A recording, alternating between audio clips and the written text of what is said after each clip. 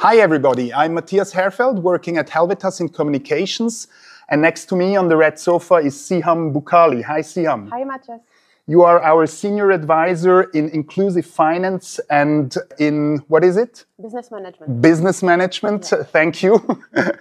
I'm not too much in economics, but you are, and that's good, because you're running some analysis now on the benefits of our interventions, of projects that we do, some of them mandates also, and which is especially important now in these times when budgets are politically under pressure. Not talking only about USAID, but also in Europe, where we had severe cuts, also in Switzerland.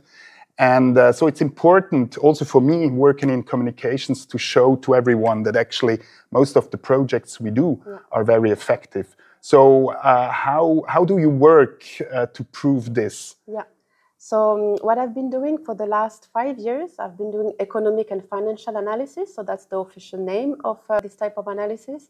And what we do, so we measure the benefits, but in relation to the cost of the project. And we are proving with this kind of analysis that it is worth investing in project because we generate much higher benefits than what we would invest. So, and we're trying to have a final ratio showing that for 1 Swiss franc invested, we generate X amount of benefits. Yeah. What is the record that you have seen? So I've done an analysis for a project in Moldova on vocational trainings, but also on local activities of different rural groups that are trying to generate more income. And we were able to calculate that the project has generated about 100 Swiss franc benefits for 1 Swiss franc invested. That's great. That's really great. Yeah. Every private company would be proud of such a result. We have had some projects where we were not able to calculate the cost-benefit ratio because we work in a different context, and sometimes we cannot measure benefits in monetary terms. Okay. So that will be the case typically of a governance project. Yeah. Benefits are not tangible, like income increase.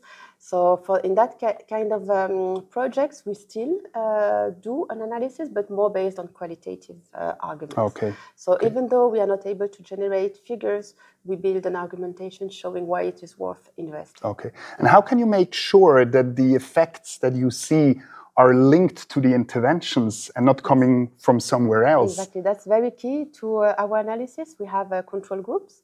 We try to have control groups, but we also sometimes do the before-after project. So we use the baseline to really try to measure and to see the difference that we generate.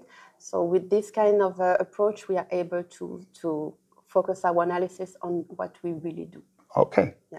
Thank you very much for these insights. Very interesting and hopefully inspiring for you who watched this interview. If you have any questions, Siham is happy to explain you more in depth what it is all about in her analysis. And with that, we wish you a happy day and see you next time. Bye. Thank you.